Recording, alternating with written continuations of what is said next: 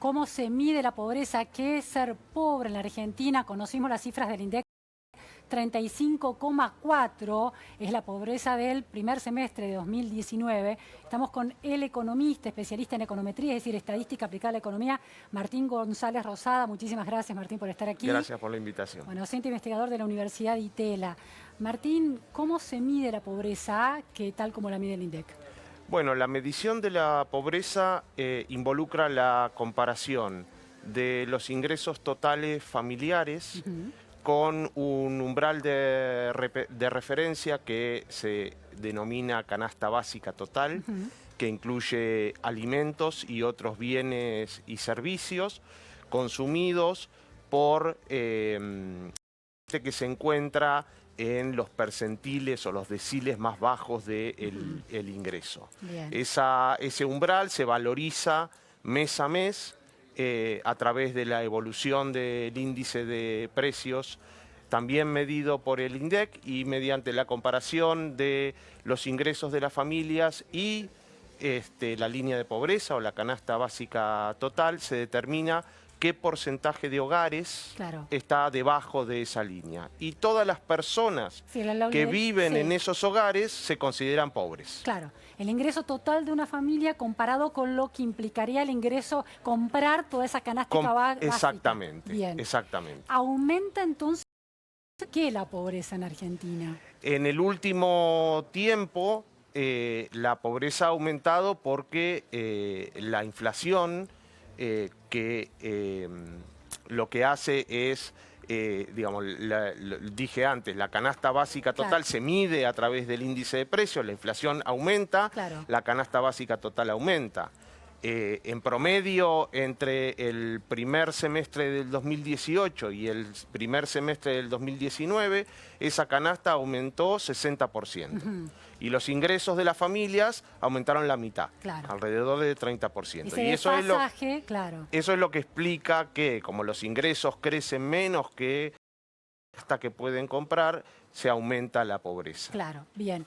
¿Puede haber otra variable que influya? Quiero decir, si en un grupo familiar la inflación está estable, pero en un grupo familiar uno de los miembros de la familia pierde el empleo, ¿impacta también en la medición de la pobreza? Eso impacta en la medición de la pobreza. Impactan dos cosas.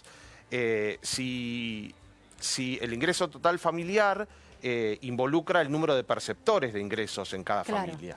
Entonces, si hay más perceptores de ingreso, aunque la inflación sea estable, los ingresos de esa familia aumentan. Y si hay menos perceptores, en tu ejemplo queda uno de los perceptores desempleado, hay menos ingresos. Y la pobreza, manteniendo estable la canasta, debería aumentar. ¿Y en la actualidad el impacto es más por inflación que por desempleo, por crecimiento del desempleo? Sí, en la actualidad sí. Uno tiene que tener en cuenta que para hacer esta comparación tiene que tomar en cuenta la tasa de empleo, por si hay más perceptores, y la tasa de desempleo, por si hay menos perceptores. Y si uno compara, por ejemplo, el segundo trimestre del 2019 con el segundo trimestre del 2018, la tasa de empleo creció 0,7 puntos porcentuales, muy poquito. El desempleo aumentó 1 punto porcentual. Es un número relevante, pero tampoco es que vaya a cambiar demasiado la evolución de los ingresos familiares. Lo que ha impactado decisivamente es el crecimiento de la inflación. Ahora, la siguiente cuestión es ¿por qué, por ejemplo, en el conurbano bonaerense impacta más que en la media nacional, 40% de pobreza, y por qué en una ciudad como Concordia impacta todavía más y se convierte en récord con 53% la tasa de pobreza? Porque si la inflación es la misma en términos promedio, ¿por qué está este desequilibrio entre distintas regiones? Bueno, ahí hay varias cosas. Primero que cada región del país tiene una canasta diferente. Y obviamente el número total de los aglomerados urbanos es un promedio de la pobreza en las distintas regiones. Entonces hay regiones en donde hay más pobreza y regiones en donde hay menos pobreza que el 35.1. Sí. Las regiones del norte tienen 40 o un poquito más de 40% de pobreza, Patagonia tiene 28. Sí, sí. ¿Sí? Entonces, eso impacta en el número final, que es el promedio de todas las regiones. Y después, en particular con respecto a las ciudades, lo que uno tiene que mirar es el intervalo de confianza alrededor del 50% de uno. ¿Cómo se llama? ¿Qué tiene que mirar? El intervalo de confianza, A ver. porque el punto es el siguiente. La pobreza se mide a través de una encuesta. Sí. ¿Sí? Encuesta permanente de Sí. hogares. Y como es una encuesta, tiene un margen de error. ¿Sí? Y ese margen de error es más alto cuando yo miro menos gente. Entonces, en las ciudades, la masa de gente que mido es poquita y la variabilidad de la pobreza es muy grande.